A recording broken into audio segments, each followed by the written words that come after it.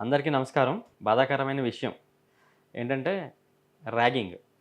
సాధారణంగా మనం ఏదైనా కాలేజ్‌కెళ్ళామనుకోండి, అంటే ఆహ్, డిగ్రీ, ఇంజినీరింగు, నర్సింగు ఆ స్థాయి. అంటే ఇంటర్మీడియేట్ పైన కాలేజ్‌కెళ్ళామనుకోండి, ఫస్ట్ వాళ్ళు చెప్పే మాట అంటే ప్రిన్సిపల్ గారు గాని, కరెస్పాండెంట్ గారు గాని, "మా కాలేజీలో ర్యాగింగ్ ఉండదు.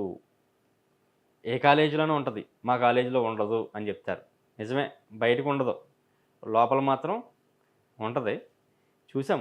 ఇప్పుడు చూస్తున్నాము. ఇంతకుముందు చూసాము. నేను చదువుకునే రోజుల్లో ర్యాగింగు అంటే భయంకరమైన ర్యాగింగ్ కాకపోయినా ఎంతో కొంత సీనియర్‌లు కాబట్టి, ఆ సీనియర్‌లు జూనియర్‌లుగా ఉన్నప్పుడు వాళ్ళని ఇంతకుముందు సీనియర్‌లు ర్యాగింగ్‌తో వాయించేవారు కాబట్టి, అది మళ్ళీ మన మీద చూపించాలి కాబట్టి, మొత్తం మీదైతే కొంచెం కాదు కొంచెమైనా ర్యాగింగ్ ఉంటది. ఏదో అగ్గిపుల్లతో ఫ్లోర్ ఈ చివరి నుంచి ఆ చివరికి కొలిపిచ్చేయటం. ఓ సీనియర్‌ని కూర్చోబెట్టి తల మీద వెంట్రుకలు లెక్క పెట్టించటం. ఇలాంటియంటే కొంచెం సరదాగా ఉంటాయి. సీనియర్‌లు, జూనియర్‌ల మధ్య కొంచెం ఆ కమ్యూనికేషను లేదంటే రిలేషన్‌షిప్పు అది ఆ బాండింగ్ ఏర్పడడానికి అవసరమే. కొంచెం మరీ అంత ర్యాగింగులు అంటే మరీ బట్టలిప్పించి కూర్చోబెట్టడం ఇలాంటివంటే ఇబ్బంది గానీ, ఇలాంటియి ఏదో సరదాగా అంటే పర్వాలేదు. కానీ ఇప్పుడు నేను మీకు చెప్పబోయేది ఘోరం. అత్యంత దారుణం. కేరళలో జరిగింది. కేరళలోని కొట్టాయం. కొట్టాయంలో ఒక నర్సింగ్ కాలేజ్ ఉంది. Government nursing college. ఆ గవర్నమెంట్ నర్సింగ్ కాలేజ్‌లో లాస్ట్ ఇయర్ నవంబర్ నుంచి నిన్నటి వరకు అంటే కంప్లెయింట్ చేసేంత వరకు థర్డ్ ఇయర్ స్టూడెంట్స్ అంట, ఫస్ట్ ఇయర్ స్టూడెంట్స్‌ని ఎంత దారుణంగా ర్యాగింగ్ పేరుతో వేధించారంటే అసలు అది కంప్లెయింట్ పోలీసోళ్ళు చెప్పిన ఆ వివరాలు వింటే అసలు ఇంత దారుణమా అనిపించిందసలు. కేరళలోని కొట్టాయంలో గవర్నమెంట్ కాలేజ్, నర్సింగ్ కాలేజ్ ఉంది. నర్సింగ్ అంటే ఒకప్పుడు అమ్మాయిలకి గాని, తర్వాత అబ్బాయిలకి కూడా నర్సింగ్ వచ్చింది కదా! నర్సింగ్ కాలేజీలో ఫస్ట్ ఇయర్ స్టూడెంట్స్‌ని final year students last November నుంచి ర్యాగింగ్ చేస్తున్నారంట. ఈ విషయం కాలేజీలో ఎవరికీ తెలీదు. ప్రిన్సిపల్‌కి గాని, ప్రొఫెసర్‌లకి గాని, లెక్చరర్‌లకి గాని ఎవరికీ తెలీదు. ఆ ర్యాగింగ్ ఎంత దారుణంగా అంటే ముగ్గురు స్టూడెంట్స్ ఫస్ట్ ఇయర్ స్టూడెంట్స్ ఇంకా ర్యాగింగ్ ఆ టార్చర్ తట్టుకోలేక కొట్టాయంలోని గాంధీనగర్ పోలీస్ స్టేషన్‌లో కంప్లెయింట్ చేశారు. కంప్లెయింట్ చేస్తే గాంధీనగర్ పోలీసులు ఎంక్వైరీ చేసి ఒక ఐదుగురు థర్డ్ ఇయర్ స్టూడెంట్స్‌ని అరెస్ట్ చేశారు. అయితే ఈ అరెస్ట్ చేసిన తర్వాత పోలీసులు వివరాలు చెప్పారు. అంటే ఆ ముగ్గురు స్టూడెంట్స్ ఏదైతే పోలీసోళ్ళకి చెప్పారో, ఆ వివరాలు మీడియాకి చెప్పారు. ఎంత దారుణంగా అంటే ఈ కాంపస్ ఉంటది కదా! వృత్తలేఖని అంటాం. ఆ వృత్తలేఖనితో ఒంటి మీద ఘాట్లు పెట్టడం. ఘాట్లు పెట్టిన తర్వాత దానికేమో షేవింగ్ లోషన్ పూయటం. మామూలుగానే మనం షేవింగ్ చేసుకున్న తర్వాత లోషన్ రాస్తేనే విపరీతంగా మండుద్ది. అలాంటిది దాంతో ఘాట్లు పెట్టి ఈ షేవింగ్ లోషన్ రాసేవారట. గట్టిగా అరిస్తే ఖచ్చితంగా మండుతుంటే ఏమైతది? ఏడుస్తారు కదా! గట్టిగా అరిస్తే క్రీములు తీసుకొచ్చేవారట. ఏమాత్రం బాడీ క్రీమ్‌లో ఏవో ఉంటాయి కదా క్రీములు. ఆ క్రీములు తీసుకొచ్చి నోట్లో పామేవారట. మొహానికి పామేవారట. చేతులకి ఇంకెక్కడెక్కడో పామేవారట.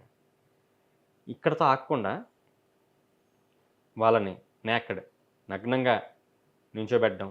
నించోబెట్టిన తర్వాత మర్మాంగాలకి డంబెల్స్ వేలగట్టేవారంట.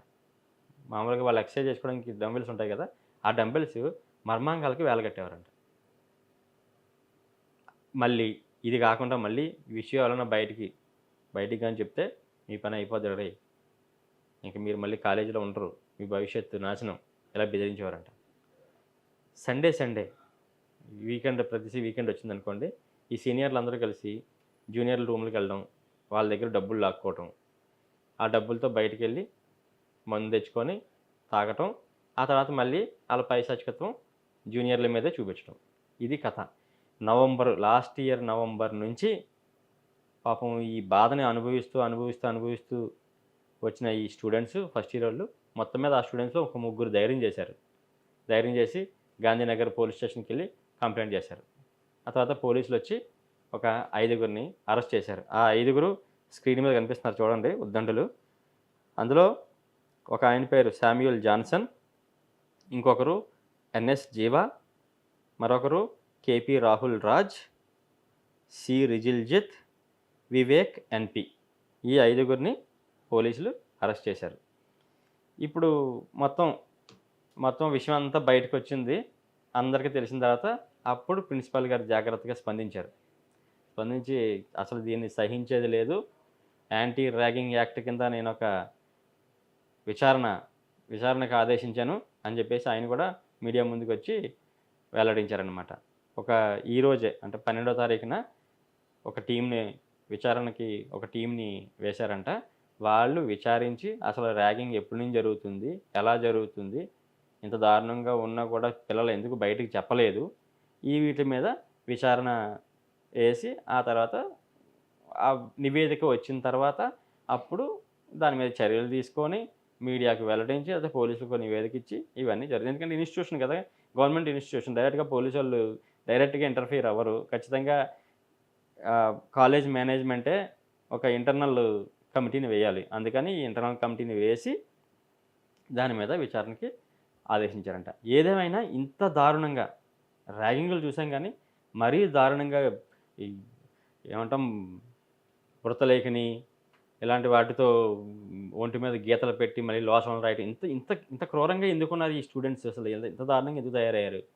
మరి నర్సింగ్ ఫైనల్ ఇయర్‌కి వచ్చేసరికి విపరీతంగా హాస్టల్‌లోనే కూర్చొని తాగటం, మళ్ళీ జూనియర్స్‌ని మళ్ళీ ఇంత దారుణంగా ఏడిపించడం, మరి మర్మాంగాలకి డంబెల్ వేలాడదీయడం అంటే అసలు ఎంత దారుణం అసలది. ఆ నొప్పిని ఏమన్నా తట్టుకుంటాడా? అసలు ఈ మాత్రం ఆలోచన లేదు. ఇంత క్రూరంగా ఎలా మారారో అసలు.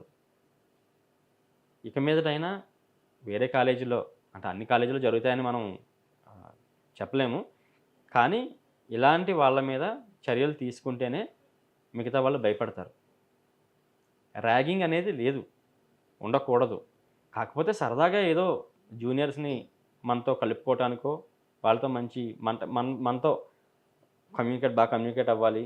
నెక్స్ట్ కాలేజీలో వాళ్ళు మనం బయటికెళ్ళినాక వాళ్ళే కదా సీనియర్‌లు. వాళ్ళు అన్నీ నేర్చుకోవాలి. ఇలాంటివి చెప్పి సరదాగా ఆట పట్టించడం అది ఓకే. కానీ ఇంత క్రూరంగా ర్యాగింగ్ చేయడం అనేది యాక్సెప్టబుల్ కాదు.